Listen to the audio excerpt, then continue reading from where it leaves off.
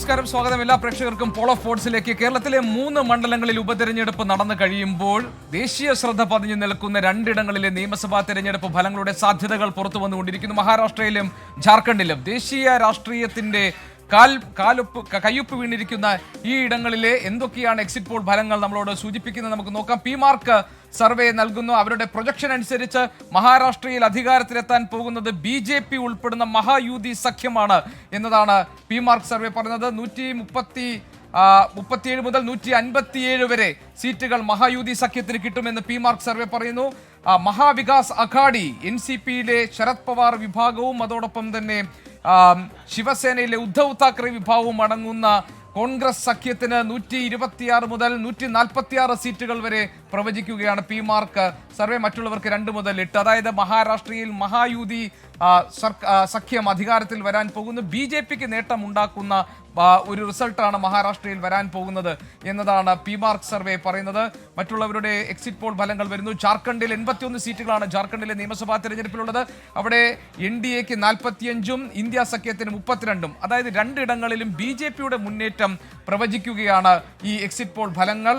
മഹാരാഷ്ട്രയിലെ 288 സീറ്റുകളിൽ NDA സഖ്യത്തിന് 154 സീറ്റ്, ഇന്ത്യ സഖ്യത്തിന് 130 സീറ്റ്, മറ്റുള്ളവർക്ക് 4 എന്നതാണ് വരുന്നത്.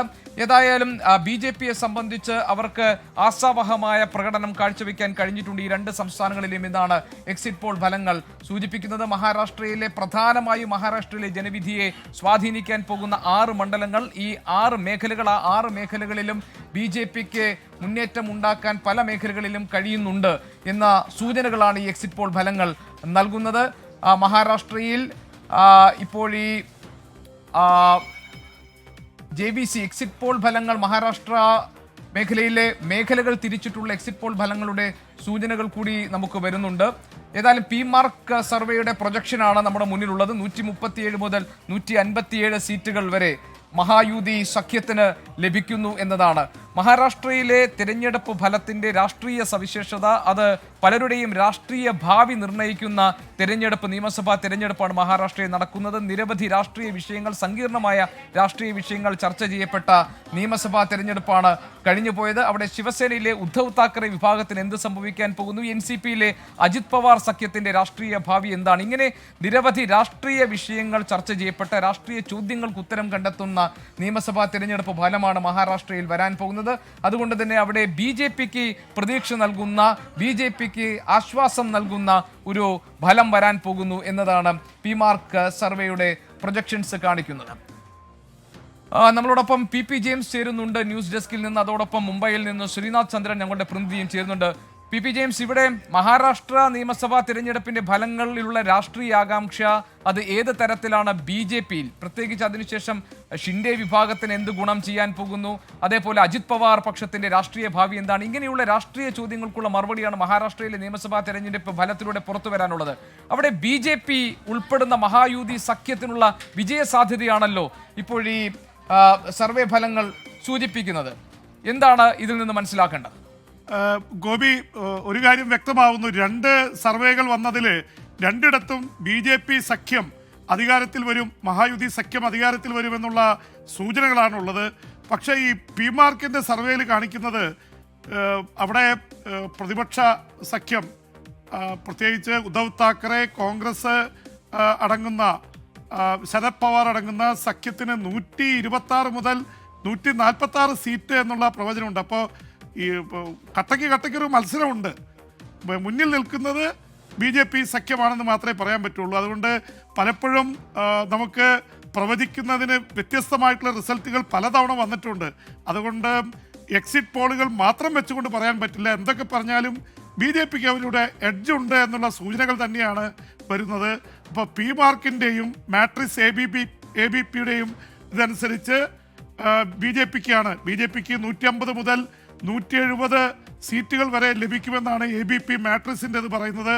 110 മുതൽ 130 വരെയാണ് കോൺഗ്രസ് അടങ്ങുന്ന സഖ്യത്തിന് പറയുന്നത്, മഹാവികാസ് അഗതി സഖ്യത്തിന് പറയുന്നത്. അപ്പോൾ എന്തായാലും ഗോപി, അവിടെ വളരെ പ്രത്യേകമായിട്ട് ശ്രദ്ധിക്കേണ്ട ഒരു കാര്യം, ഏറ്റവും അവസാനം ഇന്ത്യയുടെ പ്രധാനമന്ത്രി നരേന്ദ്രമോദി അവിടെ വന്നപ്പോൾ കൃത്യമായി രാഷ്ട്രീയ അതുപോലെ തന്നെ മതപരമായിട്ടുള്ള ഒരു ചേരിതിരിവ്, പോളറൈസേഷൻ ഉണ്ടാക്കാവുന്ന ചില കാര്യങ്ങൾ പറഞ്ഞിരുന്നു. പ്രത്യേകിച്ച് ഗോപീകൃഷ്ണൻ അതിലെ ഈ ഔറംഗാബാദ് എന്ന സ്ഥലത്തിന് ഛത്രപതി ശിവജിയുടെ പേര് കൊടുക്കണമെന്നുള്ള വാദമുണ്ടായിരുന്നു. ഉദ്ധവ് താക്കറെയുടെ സർക്കാർ വന്നവർക്ക് അതിനുള്ള ധൈര്യമുണ്ടായില്ല. ഞങ്ങൾ വന്നിട്ടാണ് അത് ചെയ്തത് എന്നുള്ള തരത്തിൽ ഔറംഗസീബിനെ പിന്നാലെ പോകുന്നവരാണ് കോൺഗ്രസ്സുകാർ. ഈ രീതിയിൽ ഒരു കൃത്യമായിട്ടുള്ള ഭൂരിപക്ഷ സമുദായത്തെ സ്വാധീനിക്കുന്ന തരത്തിലുള്ള ചില പ്രചരണങ്ങൾ അവിടെ നടത്തിയിരുന്നു. ഒരുപക്ഷെ സോയാബീൻ കർഷകരുടെയും പരുത്തി കർഷകരുടെയും ഒക്കെ വിഷയങ്ങൾ ലാസ്റ്റ് ദിവസങ്ങൾ ഉയർന്നു വന്നെങ്കിലും അത് എത്രമാത്രം എന്നറിയില്ല. പ്രതിപക്ഷം ഉയർത്തിക്കൊണ്ടുവന്നു. സായിനാഥിനെ പോലുള്ളവർ അത് പറയുകയും ചെയ്തു. കർഷക പ്രശ്നങ്ങൾ അവസാനം ഉയർന്നു വന്നു, എത്രമാത്രം അത് പ്രതിഫലിച്ചു എന്നറിയില്ല. എന്തായാലും ഇപ്പോഴത്തെ അവസ്ഥയിൽ BJP സഖ്യത്തിന് മഹാരാഷ്ട്രയിൽ മുന്നേറ്റമുണ്ടാവുന്നു എന്ന് തന്നെയാണ് നമ്മൾ മനസ്സിലാക്കുന്നത്. ഗോപി, PP ജെയിംസ് ആണ് ന്യൂസ് ഡെസ്കിൽ നിന്ന് വിവരങ്ങൾ നൽകിയത്. ഇപ്പോൾ വരുന്ന എക്സിറ്റ് പോൾ ഫല സൂചനകൾ അനുസരിച്ച് ജാർഖണ്ഡിലും അതോടൊപ്പം തന്നെ മഹാരാഷ്ട്രയിലും രണ്ടിടങ്ങളിലും BJP ഉൾപ്പെടുന്ന സഖ്യത്തിന് വിജയസാധ്യത പ്രവചിക്കുകയാണ്. ചാണക്യ സ്ട്രാറ്റജി സർവേ പ്രകാരം NDAക്ക് 152 മുതൽ 160 വരെ സീറ്റുകൾ, ചാണക്യ സ്ട്രാറ്റജീസ് പറയുന്നത് 152 മുതൽ 160 സീറ്റുകൾ മഹാരാഷ്ട്രയിൽ NDAക്ക്, മെട്രിക്സ് സർവേ പറയുന്നത് 150 മുതൽ 170 സീറ്റ് വരെ മഹാരാഷ്ട്രയിൽ BJP ഉൾപ്പെടുന്ന മഹായുതി സഖ്യത്തിന് കിട്ടുമെന്നുള്ളതാണ്. മറ്റൊന്ന്, മഹാരാഷ്ട്രയിൽ കോൺഗ്രസിന് ലഭിക്കുമെന്ന് കരുതുന്ന അഘാഡി സഖ്യത്തിന് ലഭിക്കുമെന്ന് കരുതുന്നത് 69 മുതൽ 121 സീറ്റ് വരെ എന്നതാണ്. PMark സർവേ പറയുന്നത് 126 മുതൽ 146 സീറ്റ് വരെയാണ് കോൺഗ്രസിന് പ്രവചിക്കുന്നത്. PMark സർവേ 137 മുതൽ 157 സീറ്റ് വരെ BJP നേതൃത്വം കൊടുക്കുന്ന മഹായുതി സഖ്യത്തിന് മഹാരാഷ്ട്രയിൽ കിട്ടും എന്ന് കരുതുന്നു. മെട്രിക്സ് സർവേ ജാർഖണ്ഡിൽ മെട്രിക്സ് സർവേ പറയുന്നതും അവിടെ BJPക്ക് അനുകൂലമായ തീരുമാനം ഉണ്ടാകും, ജനവിധി ഉണ്ടാകും എന്നുള്ളതാണ്. ചാണക്യ സ്ട്രാറ്റജീസ് 45 മുതൽ 50 സീറ്റ് വരെ BJPക്ക് പറയുന്നു, 35 മുതൽ 38 സീറ്റ് വരെ കോൺഗ്രസിനും പറയുന്നു. മെട്രിക്സ് സർവേ 42 മുതൽ 47 സീറ്റ് വരെ, 25 മുതൽ 30 സീറ്റ് വരെ കോൺഗ്രസിനും പറയുന്നു. രണ്ടിടങ്ങളിലും BJP ഉൾപ്പെടുന്ന സഖ്യത്തിനുള്ള വിജയ സാധ്യതകളാണ് പ്രവചിക്കപ്പെടുന്നത്. മഹാരാഷ്ട്രയിലെ 288 അംഗ നിയമസഭയിലേക്കും ജാർഖണ്ഡിലെ 81 അംഗ നിയമസഭയിലേക്കും നടന്ന പോളിംഗ് പൂർത്തിയാകുമ്പോൾ ഇരു സംസ്ഥാനങ്ങളിലെയും ഭരണം BJP ഉൾപ്പെടുന്ന സഖ്യത്തിന് കിട്ടാൻ പോകുന്നു എന്നാണ് എക്സിറ്റ് പോൾ ഫലങ്ങൾ നൽകുന്ന സൂചന. 5 ഏജൻസികൾ നടത്തിയിട്ടുള്ള എക്സിറ്റ് പോൾ ഫലങ്ങളുടെ പ്രൊജക്ഷൻസ് ആണ് വന്നുകൊണ്ടിരിക്കുന്നത്. ചാണക്യ സ്ട്രാറ്റജീസും പീപ്പിൾസ് പൾസും മെട്രിക്സും അതോടൊപ്പം തന്നെ മറ്റ് 2 ഏജൻസികൾ കൂടി അവർ നൽകുന്ന വിവരമനുസരിച്ച് ചാണക്യ സ്ട്രാറ്റജീസ് പറയുന്നത് NDAക്ക് 152 മുതൽ 160 സീറ്റ് വരെ മഹാരാഷ്ട്രയിൽ ലഭിക്കുമെന്നുള്ളതാണ്.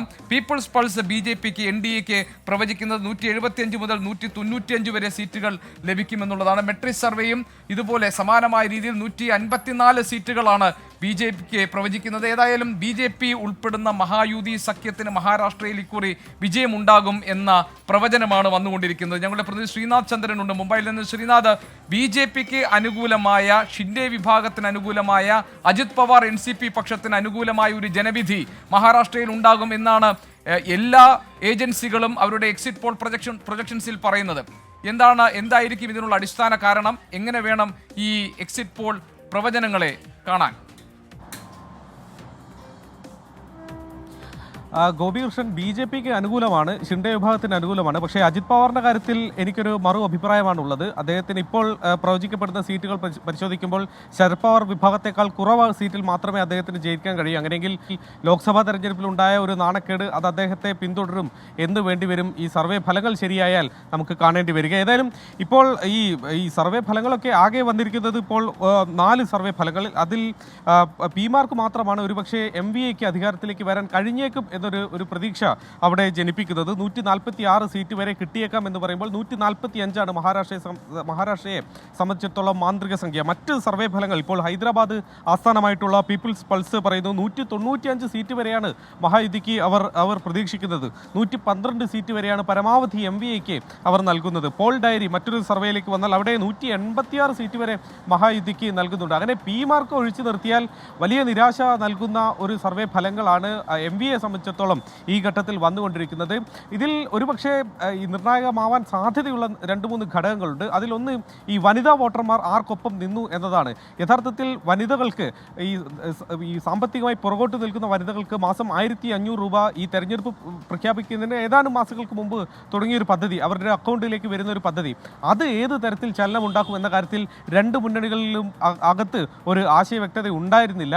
അതുകൊണ്ടാണ് 3000 രൂപ നൽകാം അധികാരത്തിൽ വന്നാൽ എന്ന് MVA പ്രകടന പത്രികയിൽ പറഞ്ഞത്. പക്ഷേ ഒരു പദ്ധതി ഒരുപക്ഷെ BJP യെ തുണച്ചേക്കും എന്നൊരു സൂചന, വനിതകൾ ഒരുപക്ഷെ കാര്യമായി BJP യെ സഹായിച്ചേക്കും എന്നതാണ് ഈ എക്സിറ്റ് പോൾ ഫലങ്ങൾ നൽകുന്ന ഒരു സൂചന. കാരണം സംസ്ഥാനത്ത് വനിതകളും കർഷകരും ഒരു നിർണായകമായ ഒരു കാര്യമാണ്. രണ്ടാമത് ഈ വാഗ്ദാനങ്ങൾ, ഈ സൗജന്യങ്ങൾക്കപ്പുറത്തേക്ക് ഈ തെരഞ്ഞെടുപ്പ് കാലത്ത് പ്രചാരണത്തിന്റെ അവസാന ഭാഗത്തേക്ക് വന്നപ്പോൾ BJP കൂടുതലായും ഈ വർഗീയ ഒരു ധ്രുവീകരണത്തിന് വേണ്ടിയുള്ള ആ തരത്തിലുള്ള പല പരാമർശങ്ങളും തെരഞ്ഞെടുപ്പ് റാലികളിൽ നടത്തിയിട്ടുണ്ട്. അത് ഏത് തരത്തിൽ ഗുണം ചെയ്യും എന്നതൊക്കെ BJP പ്രവർത്തകർ സാധാരണ നിലയിൽ ഇവിടെ ഈ 6 മേഖലകളായി മഹാരാഷ്ട്രയെ തിരിച്ചു കഴിഞ്ഞാൽ അവിടെ കൊങ്കൺ മേഖലയിൽ ആണ് യഥാർത്ഥത്തിൽ BJP ഉൾപ്പെടുന്ന മഹായുതി സഖ്യത്തിന് വേരോട്ടമുള്ളത്, അല്ലെങ്കിൽ അവർക്ക് കൂടുതൽ സ്വാധീനമുള്ള മേഖല എന്ന് നമ്മൾക്ക് വിലയിരുത്തേണ്ടി വരും. ബാക്കിയിടങ്ങളിലൊക്കെ ഇപ്പോൾ ഏറ്റവും അധികം സീറ്റുകളുള്ള പടിഞ്ഞാറൻ മഹാരാഷ്ട്രയിൽ അവിടെ മഹാവികാസ് അഘാഡിക്കാണ് നേരിയ തരത്തിൽ മുൻതൂക്കം ഉണ്ടായിരുന്നത്. കർഷകരുടെ പ്രശ്നങ്ങൾ ചർച്ച ചെയ്യപ്പെടുന്ന വിദർഭയിൽ അവിടെ MVAക്കാണ് കൂടുതൽ മുൻതൂക്കമുള്ളത്.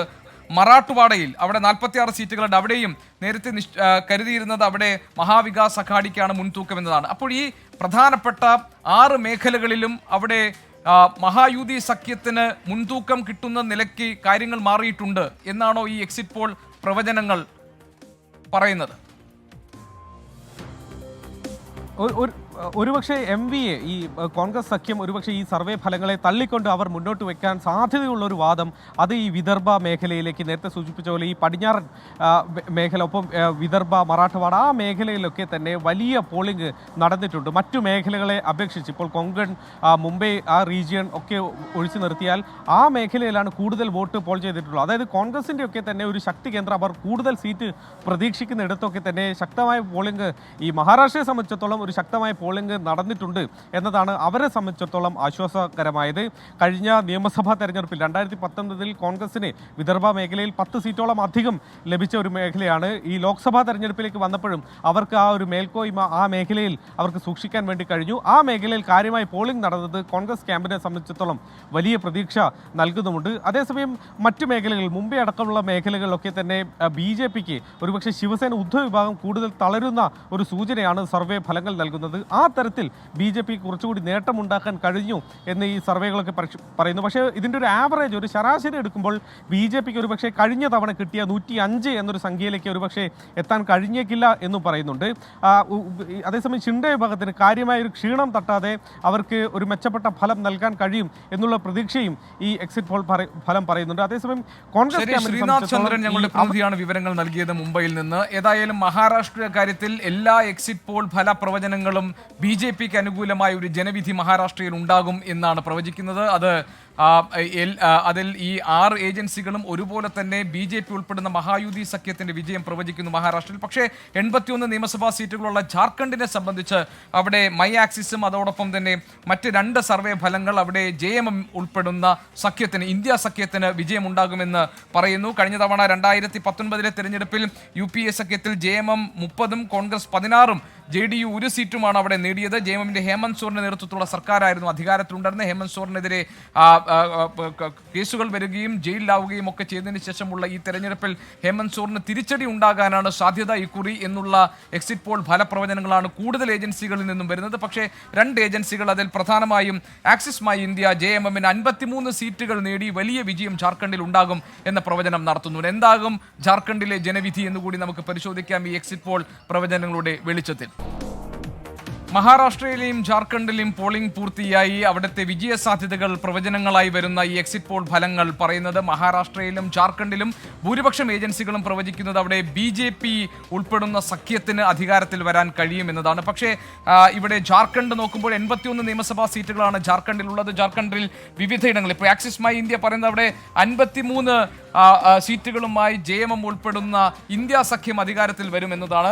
ചാണക്യ സ്ട്രാറ്റജീസ് പറയുന്നത് 45 മുതൽ 50 സീറ്റുകൾ വരെ NDAക്ക് കിട്ടും, 35 മുതൽ 38 വരെ കോൺഗ്രസിന് എന്നുള്ളതാണ് ചാണക്യ സ്ട്രാറ്റജീസ് പറയുന്നത്. മെട്രിക് സർവേ പറയുന്നതും കോൺഗ്രസിന് എതിരായിട്ടുള്ള BJPക്ക് അനുകൂലമായിട്ടുള്ള ജനവിധിയായിരിക്കും ഉണ്ടാവുക എന്നതാണ്. 42 മുതൽ 47 സീറ്റുകൾ വരെയാണ് ജാർഖണ്ഡിൽ BJPക്ക് വേണ്ടി പ്രവചിക്കുന്നത്. ഒരുപക്ഷെ ആക്സിസ് മൈ ഇന്ത്യ മാത്രമാണ് ജാർഖണ്ഡിൽ കാര്യമായി 53 സീറ്റുകൾ JMMന് കിട്ടും, JMM ഉൾപ്പെടുന്ന ഇന്ത്യ സഖ്യത്തിന് കിട്ടും എന്നുള്ള പ്രവചനം നടത്തുന്നത്. കഴിഞ്ഞ തവണത്തേക്കാൾ സീറ്റ് നില ഉയർത്താൻ ഹേമന്ത് സോറന്റെ JMMന് കഴിയും എന്നുള്ള പ്രവചനം ആക്സിസ് മൈ ഇന്ത്യയാണ് നടത്തുന്നത്. ഏതായാലും വിവിധ വിഷയങ്ങൾ ചർച്ച ചെയ്യപ്പെട്ട ഇടമാണ് ജാർഖണ്ഡ്. അവിടെ ഹേമന്ത് സോറന്റെ അറസ്റ്റ്, അതിനെ തുടർന്നുണ്ടായിട്ടുള്ള ആരോപണങ്ങൾ തുടങ്ങിയ വിഷയങ്ങൾ അവിടെ ചർച്ച ചെയ്യപ്പെട്ടിരുന്നു. ആദിവാസി പ്രശ്നങ്ങൾ ഏറെ ചർച്ച ചെയ്യപ്പെട്ട ഇടമാണ് ജാർഖണ്ഡ് സംസ്ഥാനം. അതോടൊപ്പം തന്നെ ബംഗ്ലാദേശിൽ നിന്നുള്ള നുഴഞ്ഞുകയറ്റക്കാരുടെ പ്രശ്നങ്ങളിൽ നിന്ന് ആദിവാസികളെയും സ്ത്രീകളെയും സംരക്ഷിക്കാൻ BJP ഉണ്ടാകുമെന്നതായിരുന്നു BJP ജാർഖണ്ഡിൽ ഉന്നയിച്ചിരുന്ന വാഗ്ദാനം. ഏതൊക്കെ മുദ്രാവാക്യങ്ങൾക്കും ഏതൊക്കെ വാഗ്ദാനങ്ങൾക്കുമാണ് ജനം വോട്ട് ചെയ്തിട്ടുള്ളത് എന്നതാണ് ജാർഖണ്ഡിന്റെ വിധി നിശ്ചയിക്കാൻ പോകുന്നത്. ഞങ്ങളുടെ പ്രതിനിധി അച്യുതൻ ഉണ്ട് ഡൽഹിയിൽ നിന്ന് വിവരങ്ങളുമായി. അച്യുതൻ, ഈ ജാർഖണ്ഡിനെ സംബന്ധിച്ച് BJPയുടെ ഒരു പ്രധാനപ്പെട്ട സ്ലോഗൻ തന്നെ ബംഗ്ലാദേശിൽ നിന്നുള്ള ഇൻഫിൽട്രേറ്റേഴ്സ്, അവിടെ നിന്നുള്ള നുഴഞ്ഞുകയറ്റക്കാരിൽ നിന്ന് ആദിവാസികളെയും സ്ത്രീകളെയും ഒക്കെ സംരക്ഷിക്കും എന്നുള്ളതാണ്.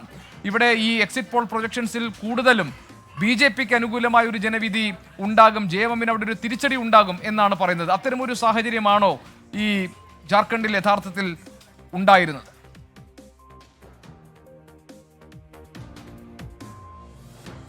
ഗോപികൃഷ്ണൻ സൂചിപ്പിച്ചതുപോലെ തന്നെ ആക്സിസ് മൈ ഇന്ത്യ ഒഴിച്ചു നിർത്തിയാൽ ബാക്കിയുള്ള സർവേകളെല്ലാം അവിടെ NDAക്ക് അധികാരം ലഭിക്കും എന്ന തരത്തിലായിരുന്നു പ്രവചനം. ആക്സിസ് മൈ ഇന്ത്യ മാത്രമാണ് 53 സീറ്റുകൾ ഇന്ത്യ മുന്നണിക്ക് ലഭിക്കുമെന്ന് പ്രവചിച്ചത്. കഴിഞ്ഞ തവണ 47 സീറ്റുകളാണ് JMMഉം കോൺഗ്രസും RJDയും കൂടി നേടി സംസ്ഥാന ഭരണം പിടിച്ചെടുക്കുന്നത്. എന്നാൽ ഇത്തവണ അത് എങ്ങനെയായി ആ രാഷ്ട്രീയം മാറി മറിയുമെന്നാണ് ഉറ്റുനോക്കുന്നത്. BJPയെ സംബന്ധിച്ചാണെങ്കിൽ വലിയ രീതിയിലുള്ള ഒരു പ്രചാരണം അത് BJP ജാർഖണ്ഡ് കേന്ദ്രീകരിച്ച് നടത്തി എന്നുള്ളതാണ്. പ്രധാനമന്ത്രി തന്നെ 4ലേറെ റാലികൾ സംസ്ഥാനത്ത് എത്തി അഭിസംബോധന ചെയ്തിരുന്നു. ഒരു റോഡ് ഷോ സംഘടിപ്പിച്ചിരുന്നു. കേന്ദ്ര ആഭ്യന്തരമന്ത്രി അമിത്ഷാ, പ്രതിരോധ മന്ത്രി രാജ്നാഥ് സിംഗ്, പാർട്ടി അധ്യക്ഷൻ JP നദ്ദ ഉൾപ്പെടെയുള്ള നേതാക്കൾ മാറി മാറി പ്രചാരണ റാലികളിൽ പങ്കെടുത്തു എന്നുള്ളതാണ് ഏറ്റവും ശ്രദ്ധേയമായ കാര്യം. അവർ ഇന്ന് കേന്ദ്ര ആഭ്യന്തരമന്ത്രി അമിത്ഷായാണ് സംസ്ഥാനത്ത് പ്രചാരണ രംഗത്തുണ്ടായിരുന്നെങ്കിൽ നാളെ അത് പ്രതിരോധ മന്ത്രി എന്ന നിലയിലായിരുന്നു ആ പ്രചരണം. ഒരു അഗ്രസീവ് ക്യാമ്പയിൻ ജാർഖണ്ഡിൽ BJP നടത്തി എന്നതിൽ ഒരു തർക്കവുമില്ല. മാത്രമല്ല, ഗോപികൃഷ്ണൻ സൂചിപ്പിച്ചതുപോലെ തന്നെ നുഴഞ്ഞുകയറ്റം ഏറ്റവും കൂടുതൽ ചർച്ചാ വിഷയമാക്കി. അതായത് പ്രാദേശിക വികാരത്തെ സ്പർശിച്ചുകൊണ്ട് BJP പ്രചാരണം നടത്തി എന്നുള്ളതാണ്. അത് ഛത്തീസ്ഗഡിൽ ഉൾപ്പെടെ ആ ഒരു തന്ത്രം BJPക്ക് ഗുണം ചെയ്തു. അത് കൃത്യമായി ജാർഖണ്ഡിലും അത്തരത്തിൽ പ്രാദേശിക വികാരത്തെ സ്പർശിക്കുന്ന രീതിയിലുള്ള ഒരു പ്രചരണം BJPയുടെ ഭാഗത്തുനിന്നുണ്ടായി. അതിൽ പ്രധാനമായും ചൂണ്ടിക്കാട്ടിയത് നുഴഞ്ഞുകയറ്റക്കാർ ആദിവാസി ഭൂമി കയ്യേറുന്നു എന്നുള്ളതാണ്. അതിനൊരു കാരണം കൂടിയുണ്ട്. കാര്യം ഈ ഇതുമായി ബന്ധപ്പെട്ട ആദിവാസികളുടെ അവകാശങ്ങൾ, സംസ്കാരം, ഇതിലെല്ലാം തന്നെ അവർ ആദിവാസി വിഭാഗത്തിന് അവർ അത് കേന്ദ്രീകരിച്ചാണ് അവർ കൂടുതലുമായി ബന്ധപ്പെട്ട രാഷ്ട്രീയ തീരുമാനങ്ങൾ കൈക്കൊള്ളുക. അപ്പോൾ ആ ഒരു കാര്യത്തിൽ നുഴഞ്ഞുകയറ്റക്കാർ ആദിവാസി ഭൂമി കയ്യേറുന്നു എന്നുള്ള തരത്തിലുള്ള പ്രചാരണം അത് ഗോത്ര വിഭാഗങ്ങൾക്കിടയിലേക്ക് BJPക്ക് കൂടുതൽ സ്വാധീനം ചെലുത്താനായുള്ള ഒരു തന്ത്രത്തിന്റെ ഭാഗമായി കൂടിയായിരുന്നു അത്തരത്തിലുള്ള പ്രചാരണം. കഴിഞ്ഞ തവണ 2 സീറ്റുകൾ മാത്രമാണ് BJPക്ക് ഈ ഗോത്രവർഗ മേഖലയിൽ വിജയിക്കാനായത്. 28 ആദിവാസി സംവരണ മണ്ഡലങ്ങളുണ്ടായിരുന്നു. അതിൽ 2 സീറ്റ് മാത്രമാണ് BJPക്ക് ജയിക്കാനായത്. ലോക്സഭാ തെരഞ്ഞെടുപ്പിൽ 5 സീറ്റിൽ മത്സരിച്ചെങ്കിലും അവിടെ ഒരു സീറ്റിലും ഈ ആദിവാസി സംവരണ സീറ്റുകളിൽ BJPക്ക് വിജയിക്കാനായില്ല. അപ്പോൾ അവിടേക്ക് തന്നെയാണ് BJP ഉറ്റുനോക്കുന്നത്. കാരണം ഈ സംസ്ഥാന രാഷ്ട്രീയം അതിന്റെ ഗതി നിർണ്ണയിക്കുവാനുള്ള ശേഷി ഗോത്രവർഗ വിഭാഗങ്ങൾക്കുണ്ട് എന്നത് തന്നെയാണ്. അത് കൃത്യമായി BJP ഇത്തവണത്തെ പ്രചാരണങ്ങളിൽ അത് പ്രയോഗിച്ചു എന്നതും ശ്രദ്ധേയമാണ്. വിവരങ്ങൾ നൽകിയത് ഡൽഹിയിൽ നിന്ന്. മഹാരാഷ്ട്രയിലും ജാർഖണ്ഡിലും പോൾ ഓഫ് പോൾസ് പരിശോധിക്കുകയാണെങ്കിൽ 2 ഇടങ്ങളിലും BJP ഉൾപ്പെടുന്ന മുന്നണി അധികാരത്തിൽ വരാനുള്ള സാധ്യതകളാണ് പ്രവചിക്കപ്പെടുന്നത്. അപൂർവം 1-2 ഏജൻസികൾ മാത്രമാണ് മഹാരാഷ്ട്രയിൽ മഹാവികാസ് അഘാഡിക്ക് വിജയം പ്രവചിക്കുന്നത്.